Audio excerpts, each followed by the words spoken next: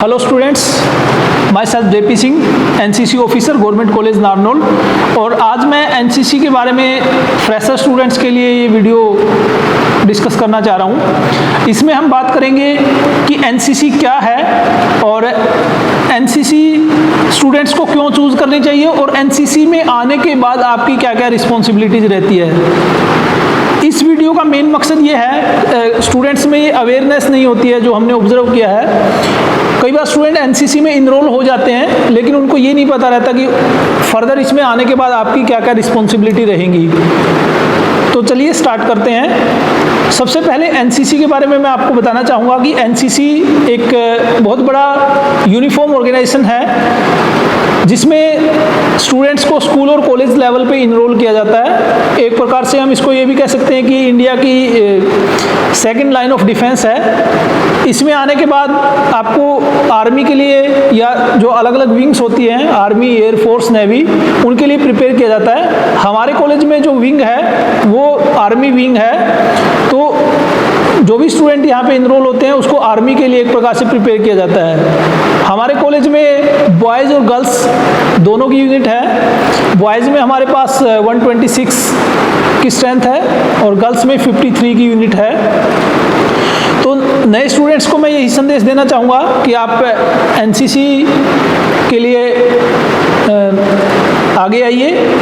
NCC आपको बहुत चीज़ें सिखाती है और इसमें आपको जो बेनिफिट्स हैं वो भी काफ़ी दिए जाते हैं। जैसे आप एसएसबी में जाते हैं या आर्मी में फर्दर आप किसी भी पोस्ट के लिए जाते हैं तो उसमें आपको काफ़ी बेनिफिट दिए जाते हैं। तो प्रोसीजर के ऊपर थोड़ा सा आपको बताना चाहूँगा कि क्या प्रोसीजर रहेगा। सबसे पहले जैसे आप कॉलेज में जब एडमिशन आपका हो जाता है उसके बाद नोटिस के थ्रू आपको ये बताया जाता है कि अभी एनसीसी के लिए एप्लीकेशन इनवाइट है। उसमें ऑनलाइन या ऑफलाइन तरीके से इनरोलमेंट रहता है। स्टार्टिंग में जो आपको रजिस्ट्रेशन करना है, एज यूजुअल तो इसको ऑनलाइन तरीके से स्टार्ट किया जा चुका है, बट पिछले कुछ टाइम से कोविड की वजह से उसमें ये है कि ऑफलाइन तरीके से भी आप भेज सकते हैं। मीन्स आप सिंपली अपनी डिटेल जो भी आपको सबमिट करनी है उसका एक फॉर्मेट है, वो फॉर्मेट या तो आपको एनसीसी ऑफिस से, कॉलेज से अवेलेबल हो जाता है। अदरवाइज जो डिटेल्स हैं वो आप सिंपली पेज पे लिख करके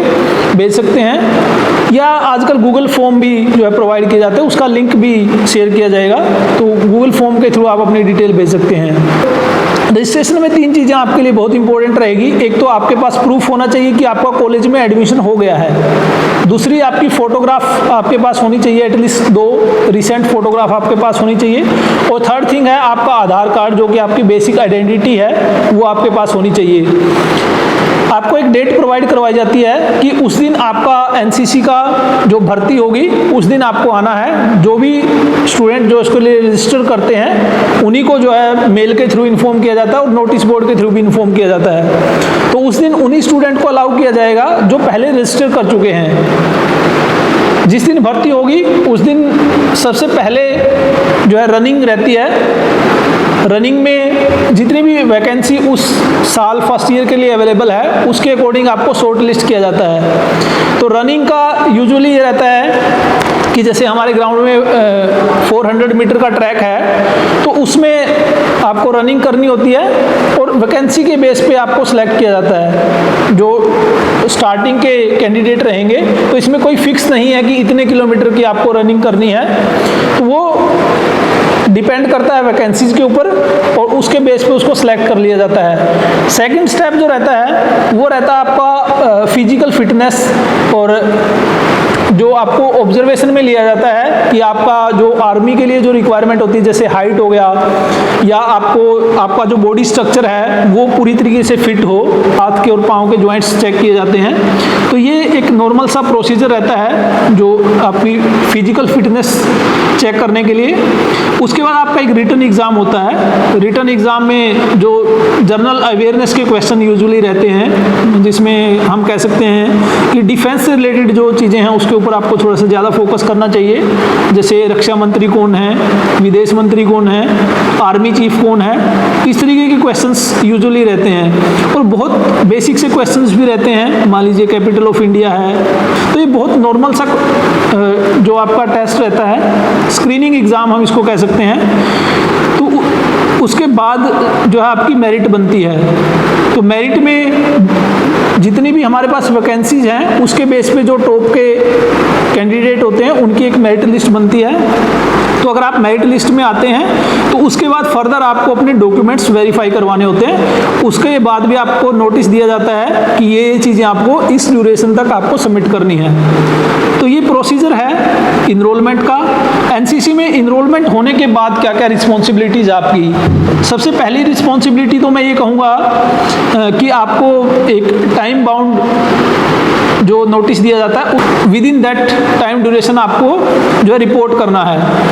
उसके बाद आपको एनसीसी यूनिफॉर्म अरेंज करनी है। एनसीसी यूनिफॉर्म में कई चीज़ें हैं, जैसे तो यूनिफॉर्म है आपकी, डीएमएस है, कैप है, बेल्ट है, तो वो सारी चीज़ें आपको अरेंज करनी होती है। उसके बाद आपकी जो परेड स्टार्ट हो जाती हैं, जो ड्रिल परेड हम बोलते हैं, उसके लिए आपको प्रिपेयर रहना है। जब भी आपको नोटिस दिया जाता है कि उस टाइम से वो स्टार्ट हो रही है तो उसमें आपको आना है। और फिर जो इम्पोर्टेंट डेज रहते हैं through out the year, national importance के जो डेज हैं, चाहे रिपब्लिक डे है या इंडिपेंडेंस डे है या जैसे महात्मा गांधी जयंती है, तो जो भी नेशनल इम्पोर्टेंस के डेज हैं उनको हम सेलिब्रेट करते हैं। जो थीम है वो हमें कई बार हायर अथॉरिटी से रिसीव होती है कि इस बार आपको ये थीम दी जाती है जिसके अंतर्गत आपको प्रोग्राम करने हैं। तो इस तरीके की एक्टिविटीज़ रहती हैं। और जो सोशल ईविल है समाज में, जो बुराइयां हैं, जैसे धूम्रपान है, नशा है या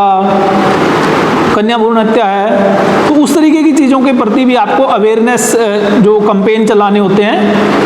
और स्वच्छता एक इम्पोर्टेंट कंसेप्ट रहता है। कॉलेज कैंपस में अगर हमें लगता है कि कहीं पे रिक्वायरमेंट है तो वहाँ पे हम जो है स्वच्छता ड्राइव भी चलाते हैं, सफाई अभियान चलाते हैं। या जो पब्लिक प्लेसेस हैं जैसे रेलवे स्टेशन है या जो शहीद स्मारक हैं, उन पे जो है हम सफाई का एक अभियान चलाते हैं। तो ये यूजुअली आप ये मानिए कि अगर ईयर में हम बात करें तो 15 डेज़ का या 1 मंथ के अप्रोक्सीमेट आपका इस तरीके की एक्टिविटीज़ रहती है। फिर आपके एनसीसी में कैंप्स होते हैं। एनुअल ट्रेनिंग कैंप है, ये तो एक कंपलसरी कैंप है जो 10 डेज़ कैंप होता है। इसके अलावा बाकी वॉलेंटियर कैंप रहते हैं, जैसे आर्मी अटैचमेंट कैंप है, तो वो आपकी परफॉर्मेंस के बेस पे आपको उसमें सेलेक्ट किया जाता है और कितनी वैकेंसीज अलॉट होती है उसके बिहाफ पे आपको जो है उसमें सेलेक्ट किया जाता है। तो ये कुछ बेसिक चीज़ें हैं जो मैं बताना चाह रहा था आपको। तो आप एनसीसी के लिए आगे आइए। और एनसीसी एक बहुत आई विल से कि